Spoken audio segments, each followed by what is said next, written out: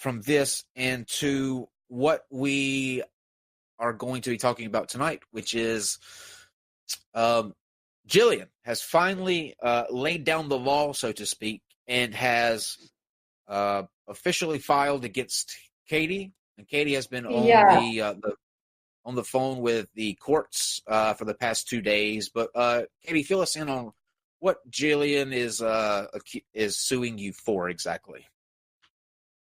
Okay, you guys. So I haven't even really been. P.S. I haven't been officially served. I haven't received the official serves. So I had to call the court because I had a letter or a missed thing, from the post office or whatever. So I had to call the court and I was like, well, what does it say? And they're like, it says, Katie Joy Mansky-Paulson has been making libelous, slanderous publications that are unsubstantiated, which have caused undue harm and stress to my family and my person. Huh. Okay. Does she have damages? Because you have to have some kind of damages. What is she claiming for damages? $4,608. From whoa. Yeah. How does she break that down? Like, how do you get the $8? What's the I don't know. what's the $4,008? Someone actually pointed this out to me. It's 468. So maybe she has like OCD or something. I have no idea. I have an attorney helping me, and he was like, well, that's a very specific number. Yeah. So she sued in Michigan or Ohio? In Ohio. Mm-hmm. Small claims court. Doesn't she have to sue where you are? Well, first of all, she's suing me in small claims court, which is interesting, you guys, because you can't sue for libel or defamation or punitive damages or for copyright or for, malicious prosecution or harassment. Anything that has like damages, it has to be like for physical property or reimbursement for contracts or petty disputes with like that type of stuff. You cannot sue in small claims court for defamation. Yeah, and it literally small claims are for restitution to make people whole.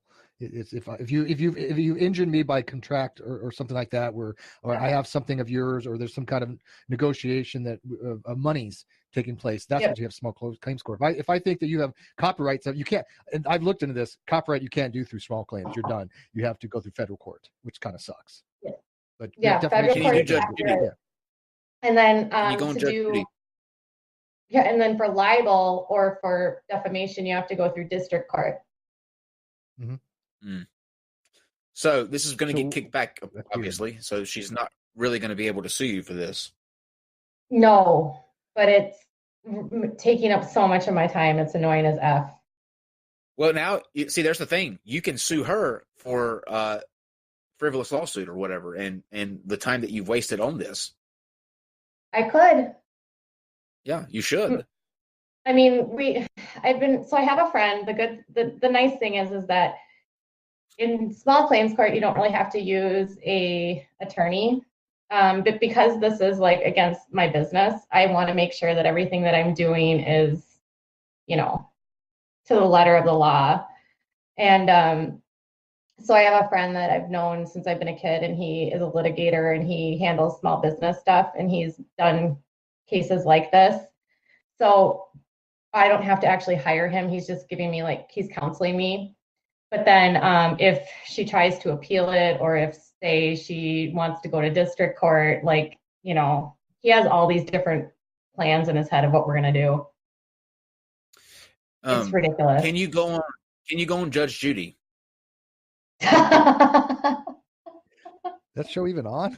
No, we're trying to. You know what Jeff is trying to get us to go on to Dr. Phil. Well, that would actually be good, though. That would be good. Yeah. It's like. Has she said anything about this, like on her streams? There for a while she was putting out recently several videos. All of us. yeah, so she was alluding to it all last week that this was coming. You know, she was like, I'm working on something big. I know the law, you know. So she was like, I can't tell you what it is, that type of thing. And then I get the letter in the mail, and I am like, this is the stupidest thing in my life. So I end up calling the Attorney General of Ohio because they have open complaints against her. And I'm like, she's like threatening journalists, and she's frivolously suing me. And I'm like, do you know she's still making baseless claims? They're like, oh yeah, we're watching her. You know, like they're like, but we can't help you with this. But what does she even think that she could even collect on? I mean, in order to have defamation, you not only like you have to have damages you have to show, but the truth is always a defense. You've said nothing that isn't correct. Well, right. So here's the thing. In terms of defamation, the way that my attorney friend explained this to me is that you actually have to be able to prove that the words that were spoken by the person that wrote the words completely damaged your reputation so much that it impacted people from doing business with you. And you have to have this to begin with. Right. And you have to be able to prove with affidavits that somebody was going to buy your product or sign up for whatever you offer, and they read something that I wrote that was false, and that made them decide not to do business with you, which means you have to have affidavits, which cost money. And then I figured it out, because the only product she has is a book, and I think she sells it for $19. She needs to find 245 people. That's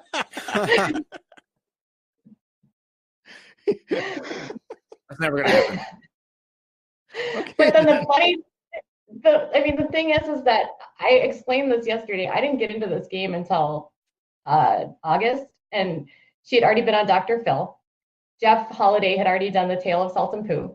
She had already been on Dr. Phil and literally said that like it'll regrow limbs and cure the gay. I mean, I'm pretty sure if you weren't ever going to get a job, it was because of what you said on Dr. Phil. Yeah, right. It's hard to damage somebody's reputation when they don't have one, and it's already been shit. I mean, she has no reputation to even damage. This is what I find comical. If she was an upstanding, citizen, and you did put out some liable things, and she can show that it did affect her business, like a business was going to do something with her, and they read your stuff, and you put out some false stuff, and they say, hey, we're going to take away our $1 million contract with her, then she would have a case, right? But I don't see how she even thinks. Does she really believe that she has a reputation to even damage? I mean, is her mind so far gone that she thinks that she has a good reputation in the communities? The thing is that she thinks that I have destroyed her good name. Now, if you haven't seen it yet, Jeff Holiday actually did a stream about this yesterday, and he made some really good points. Like, the only person that's damaging her reputation is herself. And he actually said on his stream, if you could blame anyone for this mess other than you, I was literally the person that got all of this started. So why aren't you going after me? Why are you picking Katie? Katie hasn't done anything. And he basically called her a coward for going after me. And she picks me because she thinks I'm weak and I'm going to like roll over. And the thing is that when she made all of these threatening phone calls, she didn't call any men. She didn't call Jeff. She didn't call Miles Powers. She didn't call any of the men that have written about her that have been negative. She only called women, and she only targeted female journalists. And that's very strategic on her part because she doesn't want to deal with the men. That says we always win. Men rule, girls rule. It's just I guess. But I'm like literally like I came into this in August. By that point, BuzzFeed had already written an article about the death associated with Bruce Wilmot. She'd already been on Dr. Phil, where 2 women admitted to having strokes. She had already had the Attorney General opening an investigation on her. She had the FTC investigating her. So it wasn't like anything I did made anything worse. I didn't call her a murderer. I mean, I don't think anyone called her a murderer. She just... I think No, but somebody could say I think she's morally viciously, culpable. What did you say? You've probably gone after the most viciously, though. Like, yeah, you well, rightfully so, but yeah, but sure. but that's what she does. I mean, that's what a blog is supposed to do, is go after people. That's Absolutely. what it's her job as a writer to do. But I wouldn't call her a murderer, but I do think Jillian is morally culpable. Did you read for Did you read the Daily Mail, and did you read the BuzzFeed articles? They went after her. Trust me. Like, they really went after her. Oh yeah, everyone has gone after her. Everyone. Maybe it's just because like instead for her it'd be easier to go after an individual than it would be like a company like BuzzFeed and that sort of thing. Yep. They would have like an army of lawyers at their disposal. It's because I'm an independent contractor. I mean, do you think she's actually doing this for any kind of actual damages and restitution, or do you think she's doing it to try to send a message to intimidate you? My attorney thinks that she's trying to intimidate me. Yeah, that's the read I get as well. My attorney said that she's not doing this for money because he has no case. And he said that when people do this sort of stuff, it's to silence and intimidate. And I was like, well, that's kind of like extortion in a way. And he was like, yeah, kind of. Well, that's why in Europe and other countries, if you sue somebody and you lose, you pay the court costs. The loser pays. Right. So if we already have like this, if they won't dismiss it, he has this next steps, and the next step would be that she has to pay all of my court costs along with all of my lost wages for all of the time that I've had to spend dealing with this frivolous lawsuit. Good. Yeah. I think that's a good idea. So you're the only one that's been named in a lawsuit? Mm-hmm. And what are your next steps? Well, I filed a response today with the court, and I worked with my attorney on that, and we are requesting a dismissal based on the fact that she can't sue me for defamation, and the court doesn't have jurisdiction to even like render a verdict or whatever, a judgment on that. And then I'm also out of their physical jurisdiction, so that court doesn't have any jurisdiction over me. So she can't actually sue me in that court because they can't impose a judgment over me because I didn't have any business agreements with her. I didn't have any business relationships with her. Like if I had a contract with her and she lived in Ohio, then she could, but we didn't have a contract. We didn't have a business relationship. Someone is wanting to know, have he talked about the doxing yet? What is that about?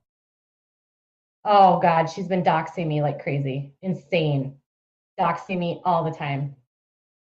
Like she has been, so I was actually talking to Jeff about this today. I have a whole folder of all of the doxing that she's been doing to me in the last probably 3 weeks. She has in the last 3 weeks done a live stream where she called me on the phone, which we did, where she actually put the phone up and you can see my phone number on there, and she released financial information about me. She told people where I lived. She did multiple updates where she put where I went to college, the city I live in, who my employer is.